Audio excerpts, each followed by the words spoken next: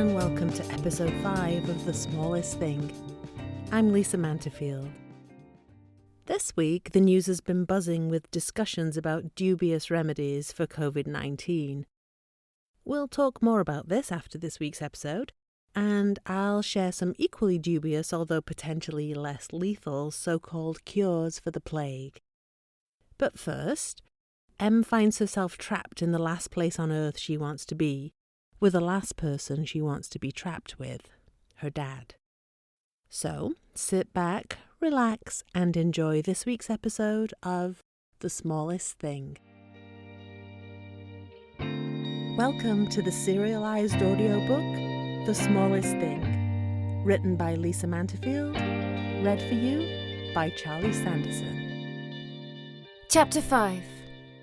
By the afternoon, the first invaders of our village have arrived in a caravan of vehicles. They form a camp inside the barricade, as if the circus has come to town. Heeding Dad's warning to stay inside, I pressed against the upstairs window, gaping as trucks and buses disgorge an army of aliens. Doctors, scientists, investigators, and, for all I know, assassins. Given that they all look the same, sealed inside their yellow hazmat suits. They spill into Eam as if someone has knocked the lid off an ant farm. Each ant pre-programmed to go about its task, as if quarantining innocent people and taking over their lives is the kind of thing they do every day. They're robots, not humans, doing their work, oblivious to the fact that real people's lives have just been upended, that my life has been turned upside down. I am overcome with an urge to run, to make a break for it, and take my chances at the barricades.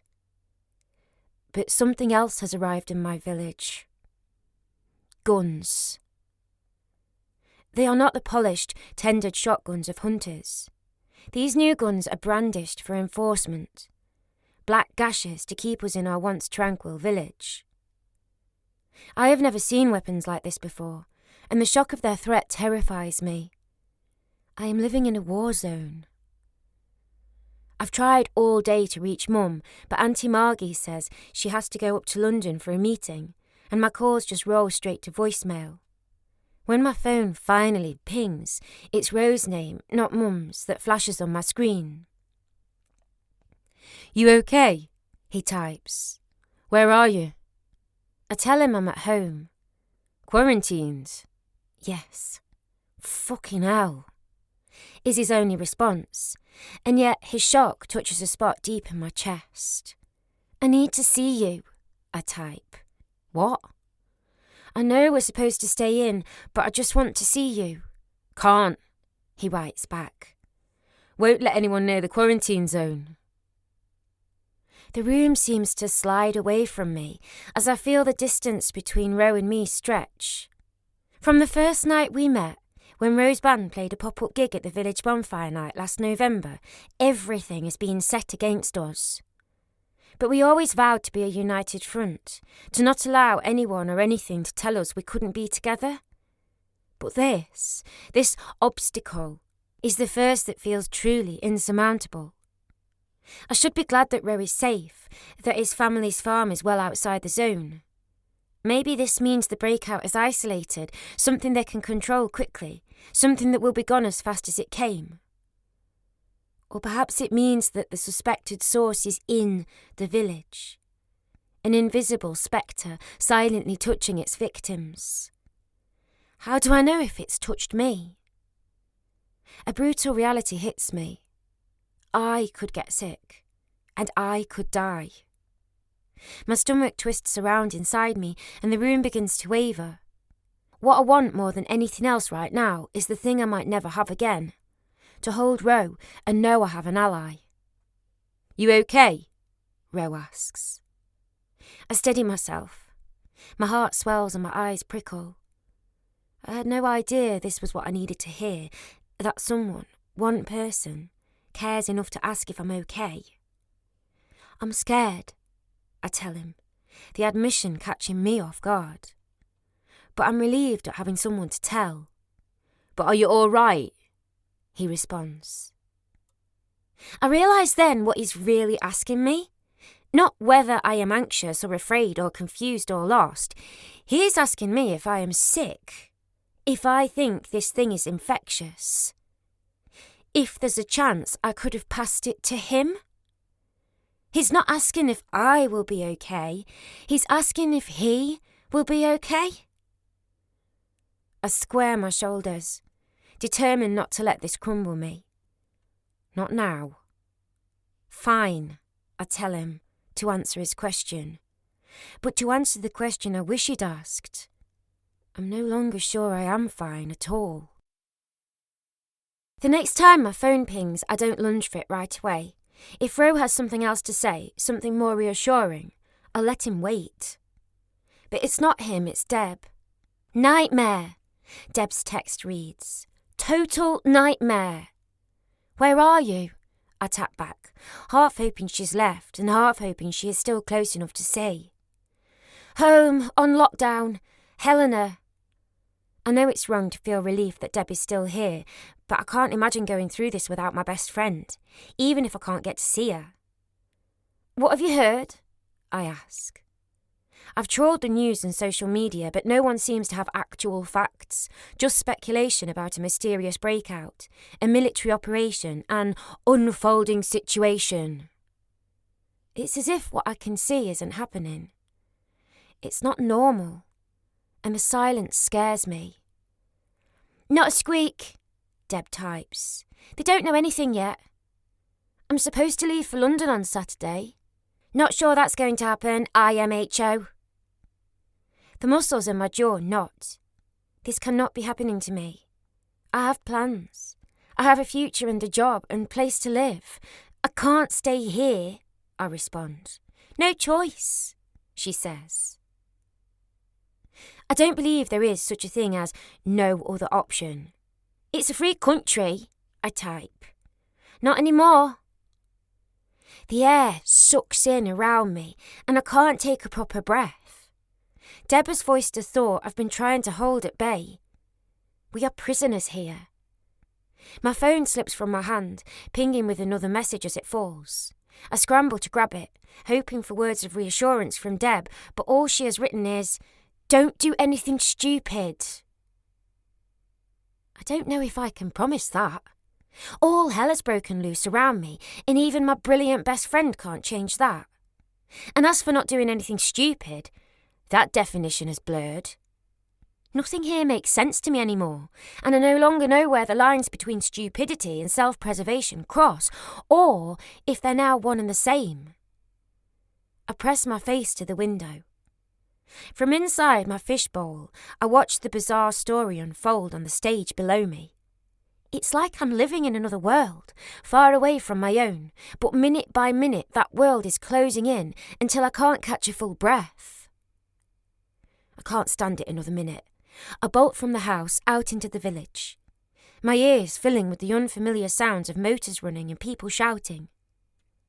At the yellow barricades, now topped with curls of barbed wire, an angry cluster of my neighbours gathers.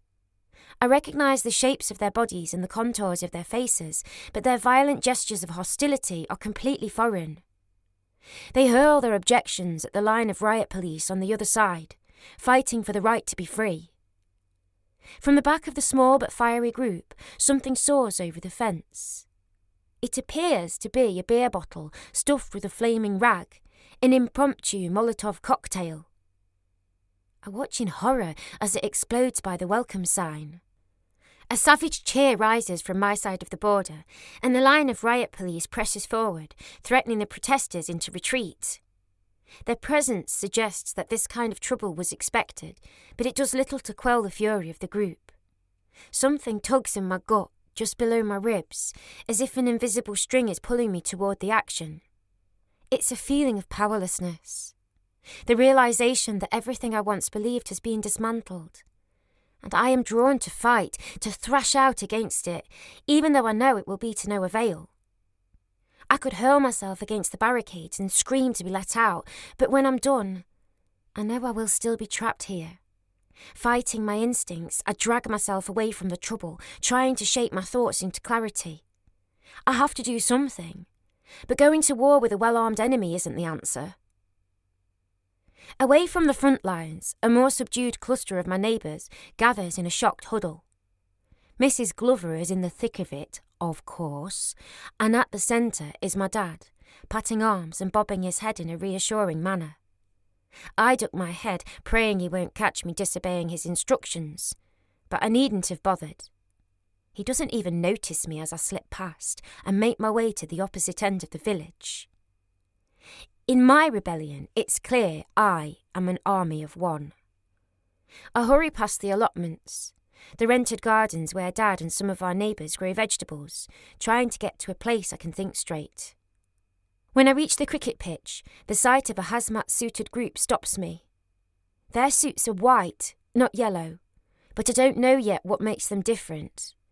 I can't make out at first what they're doing until one of them bores a deep hole into the velvet green of the wicket, extracting a slender core of earth. Nearby, another places a silver canister on the ground and steps away. They are taking samples, testing our soil and the air we breathe. Is it possible this thing is seeping up from the very ground on which we live? Tiny footprints of fear travel up my body as the realisation hits me. They have no idea what is killing my village. It's this knowledge that suddenly clarifies a plan. Along the back edge of the cricket pitch, beyond a low stone wall, a narrow path runs through a small wood and out to a rutted lane that provides access to the surrounding fields. The authorities have the main roads into Eyam covered, that much is apparent, but they can't know all the local routes in and out. But I do. I'm not the only one with this thought, apparently. Up ahead of me, the figures of the 5 Talbots disappear into the copse of trees by the river, fellow escapees. I will them to succeed, because if they can find a way out, maybe I can too. I hold my breath, wondering where they've gone, trying to guess their escape route. How long before I can be sure they've made it? But I can't wait to find out. If this exit is discovered, the authorities will bump up security in an instant, and my chance will have passed. It's now or never. I glance back toward the village with a vain hope that my dad might have seen sense and decided to run too. But no. I'm on my own, and I have to get moving. The path is overgrown with nettles, now at the peak of their stinging power, but I hold my arms out of range and push through. At the end of the path, I check over my shoulder. No one has seen me. Hope flickers in my chest, and my heartbeat speeds up at the realisation that I'm about to make a run for it. I drop down into a copse of trees, scramble over a rotting log across the path, and struggle out back into daylight at the edge of the lane. The Talbots are ahead of me, in the lane, but their backs are no longer facing me. Instead, they are trudging toward me. Millie Talbot is my age, but has never been a friend. She's the kind of girl who smiles at your face while she's stabbing you in the back. But right now, Millie is not smiling, and aimed at the middle of her back is the barrel of a gun. An open-top Land Rover rumbles behind the family, the armed soldier never taking his eyes off the fugitives, marching like prisoners back to their prison. I don't wait to find out what will happen next. I dart back into the trees and don't stop moving until I pass through the honeysuckled frame door of our cottage, back to the relative safety of home.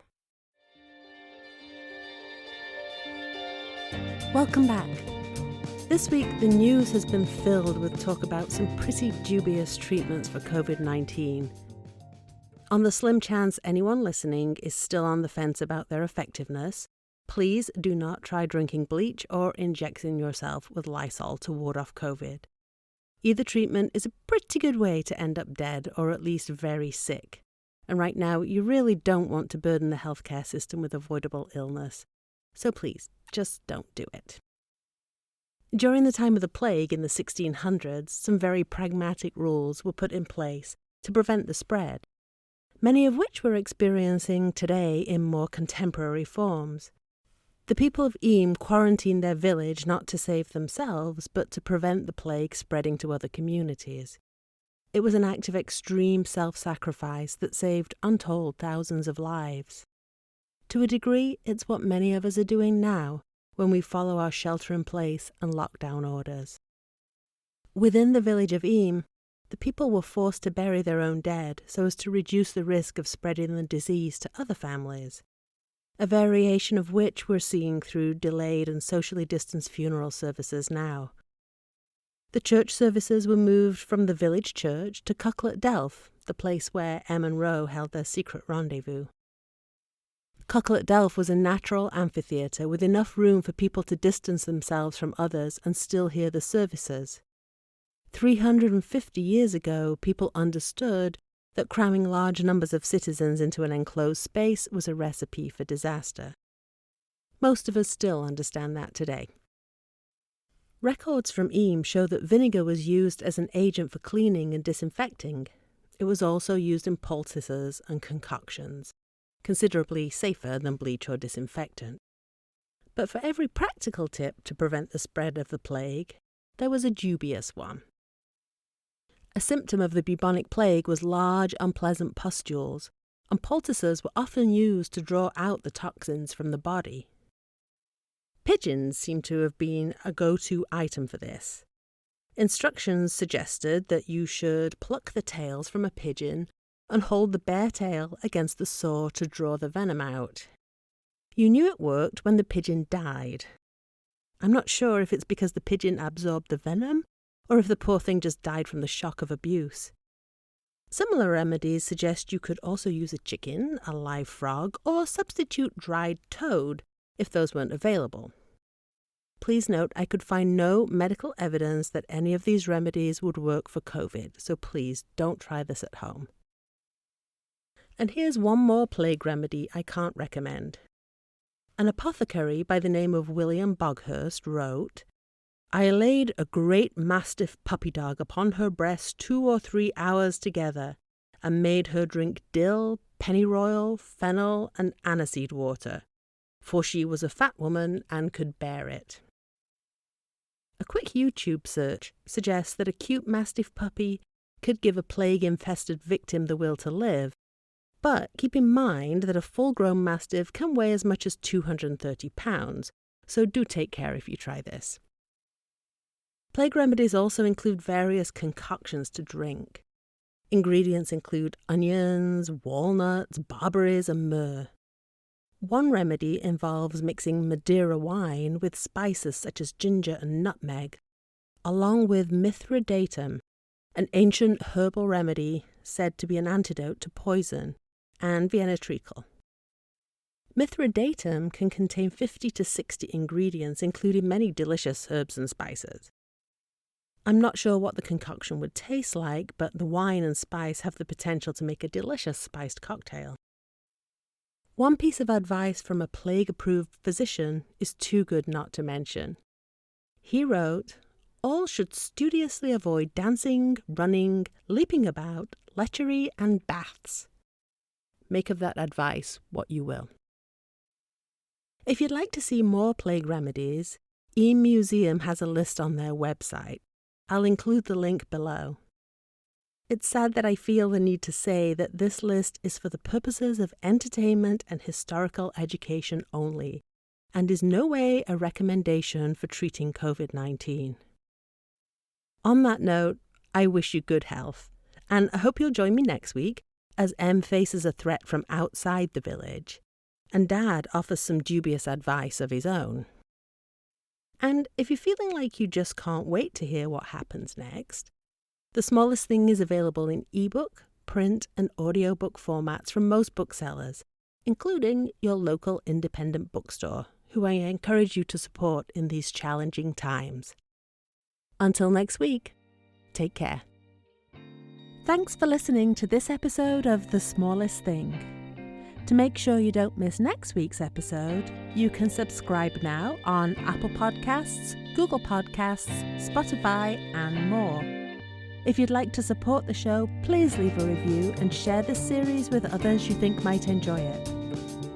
If you're on Instagram, tag me there at @LisaManterfield_, or follow me on Facebook at author Lisa Manterfield and Twitter at Lisa Manterfield.